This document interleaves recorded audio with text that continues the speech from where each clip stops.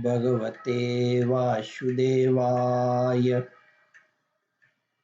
श्रद्धालु भक्तों, श्रीमद् भागवत महापुराण के चतुर्थ स्कंद के 30वें अध्याय के अंतर्गत प्रचेताओं को श्री विष्णु भगवान का वरदान का वर्णन है। इसके पूर्व जहाँ तक आप कथा श्रवण कर चुके हैं उसके आगे का प्रस्तुतिकरण करता हूँ। प्रचेताओं ने कहा, स्वामिन, आपकी महिमा का पार न पाकर भी स्वयंभू मनु, स्वयं ब्रह्मा जी, भगवान शंकर तथा तप और ज्ञान से शुद्ध चित्त हुए अन्य पुरुष निरंतर आपकी स्तुति करते रहते हैं। अतः हम भी अपनी बुद्धि के अनुसार आपका यशोगान करते हैं। आप सर्वत्र समान शुद्ध स्वरूप और परम पुरुष हैं। आप सत्य मूर्ति भगवान वासुदेव को हम नमस्कार करते हैं। श्री मैत्रेय जी कहते हैं, विदुर जी, प्रचेताओं के इस प्रकार स्तुति करने पर शरणागत वत्सल श्री भगवान ने प्रसन्न होकर कहा, तथास्तु। अप्रतिहत प्रभाव श्री हरि की मधुर मूर्ति के दर्शनों से अभी प्रचेताओं के नेत्र तृप्त नहीं हुए थे, इसलिए वे उन्हें जाने देना नहीं चाहते थे। तथापि वे अपने परम धाम को चले गए।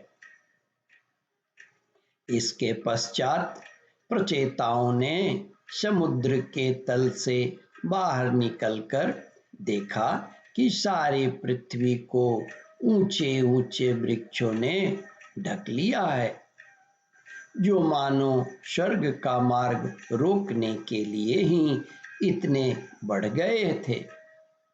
यह देखकर वे वृक्षों पर बड़े कुपित हुए।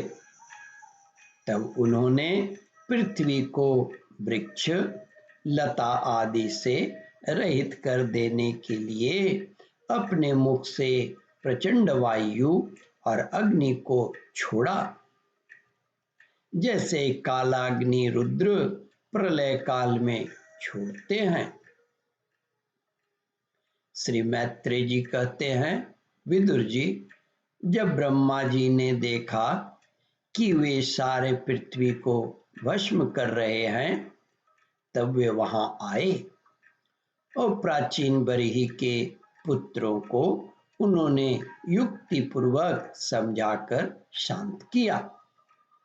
फिर जो कुछ वृक्ष वहां बचे थे उन्होंने डरकर ब्रह्मा जी से कहने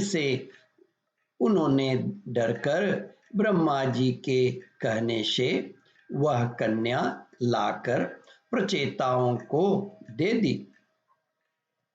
प्रचेताओं ने भी ब्रह्मा जी के आदेश से उस मारिशा नाम की कन्या से विवाह कर लिया। इसी के गर्भ से ब्रह्मा जी के पुत्र दक्ष ने श्री महादेव जी की अवज्ञा के कारण अपना पूर्व शरीर त्याग कर जन्म लिया। इसी के गर्भ से ब्रह्मा जी के पुत्र दक्ष ने श्री महादेव जी की अवज्ञा के कारण अपना पूर्व शरीर त्याग कर जन्म लिया।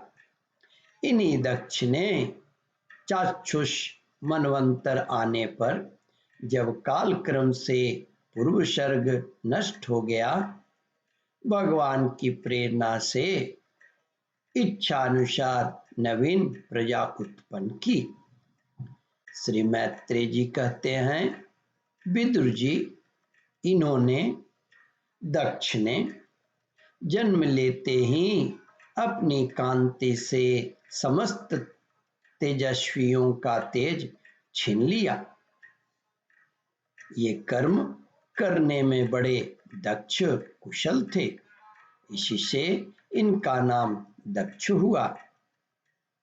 इन्हें ब्रह्मा जी ने प्रजापतियों के नायक का पद पर आविष्ट कर इन्हें दक्ष को ब्रह्मा जी ने प्रजापतियों के नायक के पद पर आविष्ट कर सृष्टि की रक्षा के लिए नियुक्त किया और इन्होंने मरीचि आदि दूसरे प्रजापतियों को अपने अपने कार्य में नियुक्त किया।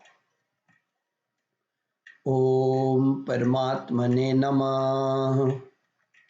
श्रद्धालु भक्तों, इस कथा को ध्यान पूर्वक श्रवण मनन और इसका चिंतन करें।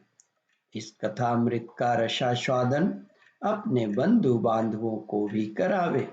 इस वीडियो को शेयर और सब्सक्राइब करें। ओम परमात्मने नमः।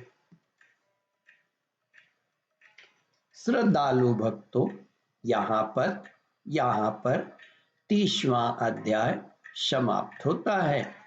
इसके आगे 31वां अध्याय प्रारंभ करूंगा।